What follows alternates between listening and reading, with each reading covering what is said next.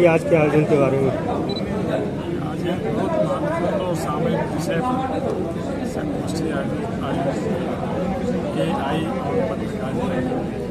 हम जिस दौर में रह रहे हैं उसमें सूचनाएं तेजी से प्रसारित होती हैं। आवश्यक है कि उस सूचनाओं की सत्य की जानकारी कर लेना है पत्रकारिता का धर्म।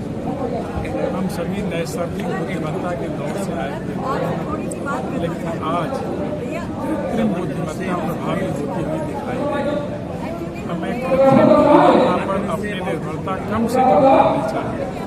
यह सही है कि AI के माध्यम से डाटा संग्रह, डाटा विश्लेषण और विवेचन यह आसान हो गया है, लेकिन सहजता, मानवीयता, संवेदनशीलता यह नैसर्गिक बुद्धिमत्ता का विषय है और यह हमारे पत्रकार लोग कर सकते हैं। इसलिए हमें इसका निरंतर ध्यान रखना है।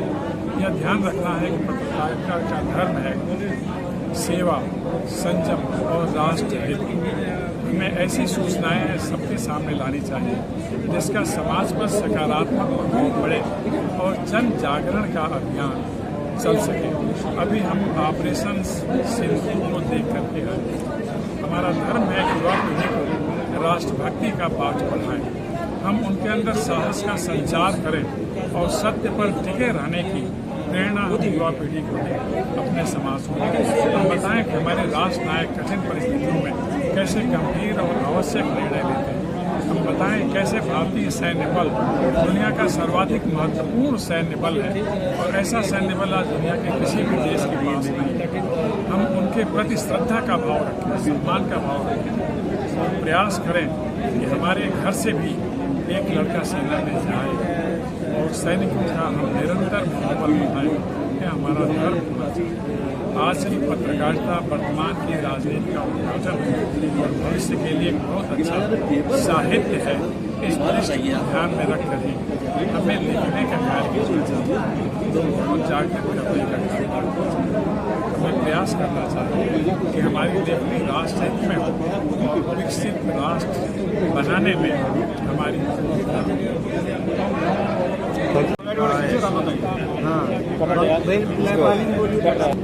सर, ये प्रोग्राम जो था आज का पत्रकारिता दिवस पे कैसा लगा और आपका अनुभव कैसा रहा गोरखपुर और गोरखपुर के पत्रकार लोगों का? आज का प्रोग्राम स्पेशली हिंदी पत्रकारिता दिवस में जो आयोजन किया है, पत्रकारिता से पत्रकार के लिए महत्वपूर्ण कार्यक्रम है। जो हम लोग नेपाल से आए हैं, आप लोग से मुलाकात हुआ, आप लोग का ये कार्यक्रम गोष्ठी में सहभागी होने से आप लोग का विचार भी हम लोग ने लिए, हम लोग ने नेपाल के संदेश आप लोग बताया है। इसके लिए जर्नलिस्ट के लिए ये कार्यक्रम जो महत्वपूर्ण है, हम लोग ऐसे करना चाहिए। आज नहीं, अब के दिन में, आगामी दिन में भी हम लोग मासिक रूप में, त्रैमासिक रूप में, मासिक रूप में ये कार्यक्रम होगा तो हम लोग में होगा जो नेपाल में व इंडिया में जो पत्रकारिता का विकास हो रहा है उसको साथ साथ में ले जाना सकते हैं। जैसे दोनों बीच में पत्रकारिता अपना एक अहम रोल होता है।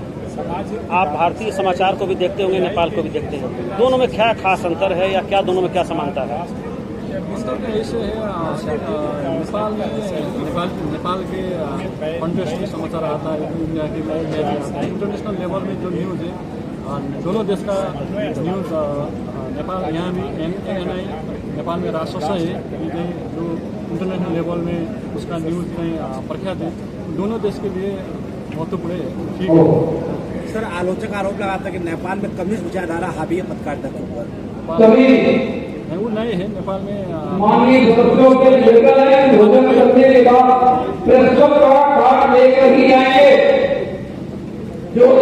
आज अंतर्राष्ट्रीय संगोष्ठी का आयोजन किया गया और सम्मान समारोह का क्या कहना चाहिए इसमें? देखिए, आज 30 मई है। 30 मई 1826 को सुनियोजित रूप से पहली बार एक हिंदी साप्ताहिक उदंत मार्तंड का प्रकाशन पंडित जुगल किशोर जी ने किया था। कालांतर में ये समाचार पत्र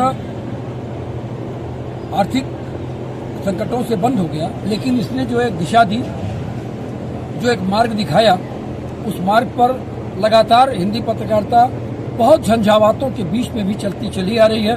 बहुत ऊंचाई देखा, बहुत बार ऐसा लगा कि हिंदी पत्रकारिता पर एक बहुत बड़ा संकट है अंग्रेजों के शासनकाल में, लेकिन हिंदी पत्रकारिता ने कभी भी सरेंडर नहीं किया, दब कर रही, कभी हैंडबिल के रूप में निकली, कभी सूचनाओं के रूप में निकली, लेकिन हिंदी पत्रकारिता ने अपना वजूद बनाए रखा और धीरे धीरे आज हम इस मुकाम पर हैं कि आज हिंदी पत्रकारिता का बोलबाला है।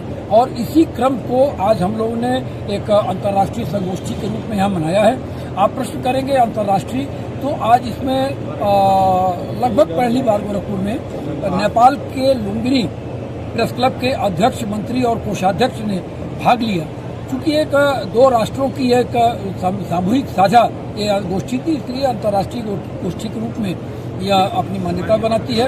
आज का मंच भी बहुत ही सक्षम था, जिन्होंने आर्टिफिशियल इंटेलिजेंस से पत्रकारिता में होने वाले संकटों को इंगित भी किया और बहुत सारी ऐसी बातें बताई जिनसे अमल करके हम पत्रकारिता में आर्टिफिशियल इंटेलिजेंस से आने वाले खतरों से बच सकते हैं। दूसरी बात, आज हमने कुछ पत्रकारों का सम्मान भी किया है।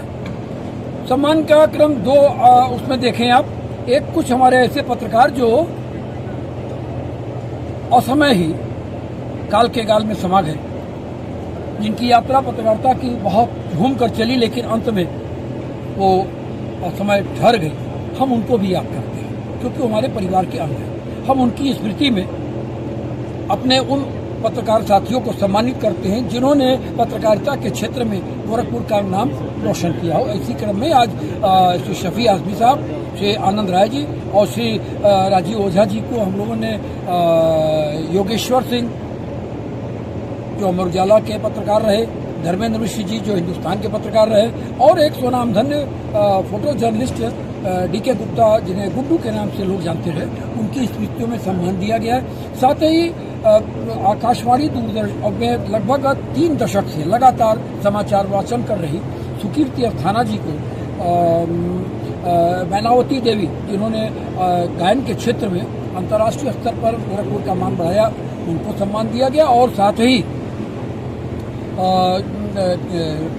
एक उर्दू की लेखिका जिन्होंने हिंदी में भी रचनाएं लिखी है, लेकिन उर्दू में उन्होंने बहुत ही ऊंचा मुकाम हासिल किया और उर्दू की उन्होंने पत्रकारिता भी की है, दरख्शां ताजवर जी को भी आज हम लोगों ने उर्मिला शुक्ला, संगीत सम्राट साम्राज्ञी के रूप में जाना जाता है, उन्हें आवाज़ की एकदम वो देवी थी, उनकी स्मृति में उनको सम्मानित किया गया है। साथ ही आज गोरखपुर जर्नलिस्ट एसोसिएशन की लाइब्रेरी का लोकार्पण किया गया है और एक प्रथम अभिनव प्रयोग करते हुए अपने सदस्यों को गोजय ने एक ऐसा स्टिकर, वाहन स्टिकर दिया जिसमें उसकी संस्था का नाम और उसकी सदस्यता, यानी कि वो एक चलता फिरता उसका परिचय पत्र है।